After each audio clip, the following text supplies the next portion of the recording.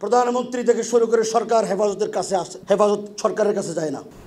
হেফাজত যদি অরাজনৈতিকভাবে প্রতিষ্ঠিত না হতো, বাংলাদেশের ভৌগোলিক সীমারেখা, বাংলাদেশের জনগণের রাজনীতি, বাংলাদেশের সভ্যতার সংস্কৃতি ভারতীয় আধিপত্যবাদীর কাছে চিরদিনের জন্য ধ্বংস হয়ে যেত। সেই শাহবাগী গণজাগরণ মঞ্চ এই দিন যেভাবে আস্ফালন দেখিয়ে বাংলাদেশের গ্রামে গ্রামে জেলায় জেলায় তাদের অবস্থান তৈরি করেছিল, সেই দিন যদি হেফাজত দাঁড়িয়ে না যেত, আজকে বাংলাদেশে কোনো রাজনৈতিক দল মাথা দাঁড়া দিয়ে উঠতে পারত না। হেফাজত সেই দিন রক্ত দিয়ে গণজাগরণ মঞ্চকে যখন বিতাড়িত করতে পেরেছে, আগামী দিনে হেফাজত নেতৃত্ব দেবে, বাংলাদেশের রাজনীতি নিয়ন্ত্রণ করবে। এটাই হলো হেফাজতের নীতি, আদর্শ এবং আল্লামা আহমদ শফীর মিশন। কেন করবে? আওয়ামী লীগ দীর্ঘ 16 বছর ক্ষমতায় থেকে এদেশ থেকে ইসলামকে নির্মূল করতে চেয়েছে।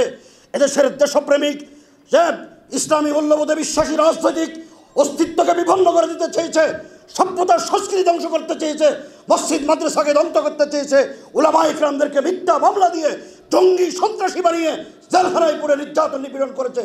আগামী দিনেও যেন এই আওয়ামী ফেসিবাদী শক্তির মতো কোনো শক্তি বাংলাদেশে মাথা ধরা দিতে না পারে, সেই জন্য হেফাজত অভিভাবকের ভূমিকা পালন করবে।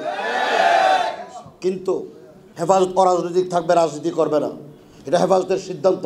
হেফাজতের সিদ্ধান্ত হলো হেফাজত অরাজনৈতিক থাকবে, হেফাজত রাজনীতি করবে না। আপনাদের অনেকের প্রশ্ন হয় যে হেফাজতের অনেক নেতৃবৃন্দ তারা এখন ইলেকশনে অংশগ্রহণ করার জন্য দৌড়াদৌড়ি শুরু করেছেন, প্রচার প্রচারণা চালাচ্ছেন। এখন কি হবে?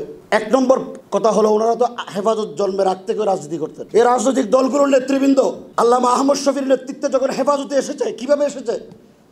দেশের মাদ্রাসার মুহতামিম যেমন হেফাজতের সদস্য, একজন মসজিদের ইমাম যেমন হেফাজতের সদস্য, একজন রাজনৈতিক নেতা আলেম তিনি হেফাজতের সদস্য, রাজনৈতিক দলের লিডার হয়ে নয়, একজন আলেম হয়ে, মুরব্বী হয়ে। সুতরাং উলামা ইকরাম যারা রাজনীতি করেন, তারা তাদের প্ল্যাটফর্মে রাজনীতি করবেন, ইলেকশন করবেন, হেফাজত কোনো বাধা দিবে না, এটা হেফাজতের সিদ্ধান্ত। কিন্তু হেফাজত কাদের পক্ষে থাকবে? যারা আওয়ামী সালেম ফ্যাসিবাদী শক্তির দোসর ছিল, তাদেরকে মোকাবেলা করার জন্য হেফাজত শক্ত ভূমিকা পালন করবে। আমার এক ভাই বলেছেন, কেমন হেফাজত দেখতে চান? আমরা এমন হেফাজত দেখতে চাই যাদের নিয়ন্ত্রণের আঙ্গুলি হেলায় বাংলাদেশ চলবে। প্রধানমন্ত্রী থেকে শুরু করে সরকার হেফাজতের কাছে আসে, হেফাজত সরকারের কাছে যায় না।